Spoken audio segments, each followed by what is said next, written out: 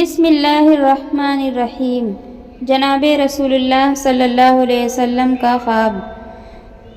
رسول اللہ صلی اللہ علیہ وسلم کی عادت شریفہ تھی کہ فجر کی نماز پڑھ کر اپنے یار و اصحاب کی طرف متوجہ ہو کر فرمایا کرتے تھے کہ تم میں سے رات کو کسی نے کوئی خواب تو نہیں دیکھا؟ اگر کوئی دیکھتا تو عرض کر دیا کرتا تھا۔ آپ کچھ تعبیر ارشاد فرما دیا کرتے تھے۔ عادت کے موافق ایک بار سب سے پوچھا کہ کسی نے کوئی خواب دیکھا ہے؟ سب نے عرض کیا کہ کوئی نہیں دیکھا۔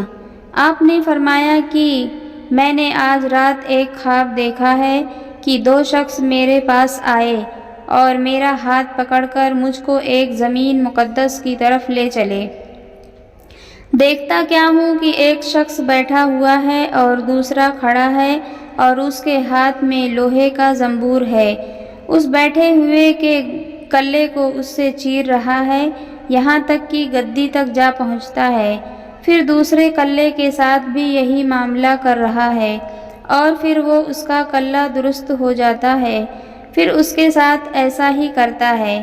میں نے پوچھا یہ کیا بات ہے؟ وہ دونوں بولے آگے چلو، ہم آگے چلے، یہاں تک کہ ایک ایسے شخص پر گزر ہوا جو لیٹا ہوا ہے اور اس کے سر پر ایک شخص ہاتھ میں بڑا بھاری پتھر لیے کھڑا ہے۔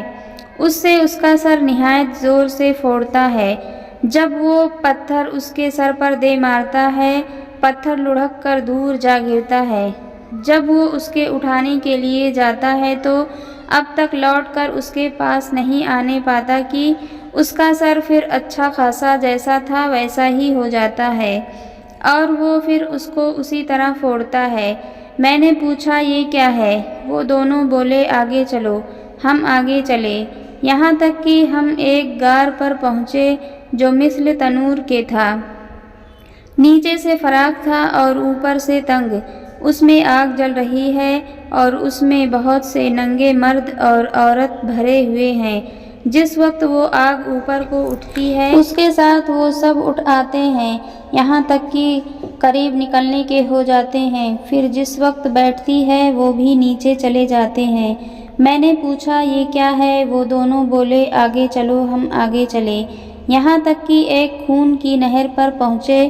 اس کے بیچ میں ایک شخص کھڑا ہے اور نہر کے کنارے پر ایک شخص کھڑا ہے اور اس کے سامنے بہت سے پتھر پڑے ہیں۔ وہ نہر کے اندر والا شخص نہر کے کنارے کی طرف آتا ہے۔ جس وقت نکلنا چاہتا ہے، کنارہ والا شخص اس شخص کے منہ پر ایک پتھر اس زور سے مارتا ہے کہ پھر اپنی پہلی جگہ جا پہنچتا ہے۔ پھر جب کبھی وہ نکلنا چاہتا ہے، اسی طرح پتھر مار کر اس کو ہٹا دیتا ہے۔ میں نے پوچھا یہ کیا ہے؟ وہ دونوں بولے آگے چلو، ہم آگے چلے، یہاں تک کہ ایک ہرے بھرے باغ میں پہنچے۔ اس میں ایک بڑا درخت ہے، اس کے نیچے ایک بوڑھا آدمی اور بہت سے بچے بیٹھے ہیں اور درخت کے قریب ایک اور شخص بیٹھا ہوا ہے۔ اس کے سامنے آگ جل رہی ہے، وہ اس کو دھونک رہا ہے۔ پھر وہ دونوں مجھ کو چڑھا کر درخت کے اوپر لے گئے اور ایک گھر درخت کے بیچ میں نہایت عمدہ بن رہا تھا، اس میں لے گئے۔ میں نے ایسا گھر کبھی نہیں دیکھا۔ اس میں مرد، بوڑھے، جوان، عورتیں اور بچے بہت سے تھے۔ پھر اس سے باہر لا کر اور اوپر لے گئے۔ وہاں ایک گھر پہلے گھر سے بھی عمدہ تھا، اس میں لے کے گئے، اس میں بوڑھے اور جوان تھے۔ میں نے ان دونوں شخصوں سے کہا کہ تم نے مجھ کو تمام رات پھرایا، اب بتاؤ کہ یہ سب کیا اسرار تھے؟ انہوں نے کہا کہ وہ شخص جو تم نے دیکھا تھا کہ اس کے کلے چیرے جاتے تھے، وہ شخص جھوٹا ہے کہ جھوٹی باتیں کہا کرتا تھا اور وہ تمام جہان میں مشہور ہو جاتی تھیں، اس کے ساتھ قیامت تک یوں ہی کرتے رہیں گے۔ اور جس کا سر پھوڑتے ہوئے دیکھا وہ شخص ہے کہ اللہ تعالیٰ نے اس کو علم قرآن دیا، رات کو اس سے غافل ہو کر سو رہا اور دن کو اس پر عمل نہ کیا، قیامت تک اس کے ساتھ یہی معاملہ رہے گا۔ اور جن کو تم نے آگ کے غار میں دیکھا وہ زنا کرنے والے لوگ ہیں، اور جس کو خون کی نہر میں دیکھا وہ سود کھانے والا ہے، اور درخت کے نیچے جو بوڑھے شخص تھے وہ حضرت ابراہیم علیہ السلام ہیں، اور ان کے ارد گرد جو بچے دیکھے وہ لوگوں کی نابالغ اولاد ہے، اور جو آگ دھونک رہا تھا وہ مالک دروگا دوزخ کا ہے، اور پہلا گھر جس میں آپ داخل ہوئے وہ عام مسلمانوں کا ہے، اور یہ دوسرا گھر شہیدوں کا ہے، اور میں جبرائیل ہوں اور یہ میکائیل ہیں۔ پھر بولے سر اوپر اٹھاؤ۔